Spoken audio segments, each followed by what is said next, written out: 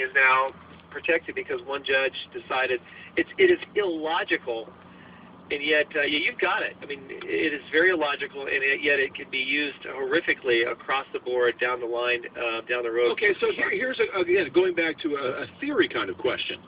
Did our founders and the way in which our country has operated since our founding, was it intended that judges would come up and find new rights in the Constitution, or was that something that the people should vote on? Because I don't remember voting on same-sex marriage, certainly here in California. It's always judges advancing and finding these rights. It's like finding a right to privacy, and out of that, and under the penumbra and the emanations, a right to abortion. So wait a minute. When do the people vote on these issues? You know what I mean? If they, like I said during the whole Prop 8 thing, look, if the gay community wanted to put on a ballot, we want gay marriage, yes or no, and they fund it, they pass it, and the voters say, great, I'm all for it. It's the way that this was backdoor done, you know, that offends me. It's like, this is not right.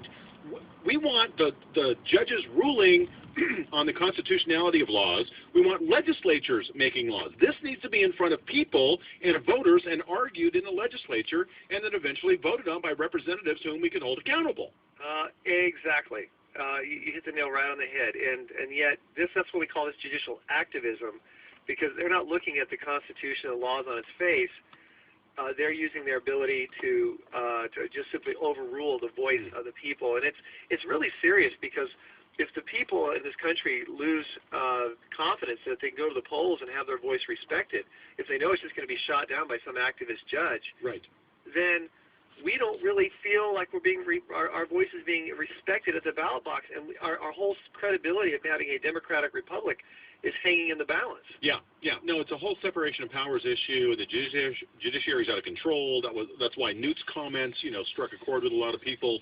And if it does go, I'm way long here, but if it goes to the Supreme Court as it's constituted right now, it's going to be another 5-4 decision with Kennedy going against traditional marriage and in favor of same-sex marriage because of what he's already done in Lawrence v. Texas and in the Colorado Amendment 2 case back in '96, right? Right. That's a serious concern. Now we're hoping that Justice Kennedy will realize that I mean, it's easily distinguished, the dissenting opinion easily distinguished Romer from Prop 8. But this decision was specifically written and carved in a way to appeal to Kennedy. Pull him over without question, and I just hope Kennedy will see it. It's pretty obvious and blatant, and that he will put on his thinking cap and rule appropriately. Yeah. Again, the big takeaway is one single judge can rule that a group has a right or a particular interpretation of the Constitution, and the people cannot come back and say, no, we don't want that. Because that's what happened here in California. Quick break. We're going to come back and continue with Brad Dacus, president of the Pacific Justice Institute. He's making a very generous offer. If you know any of the families involved in the Miramont Elementary School where all these sex scandals are going on, and by the way, the entire staff was removed today and replaced with,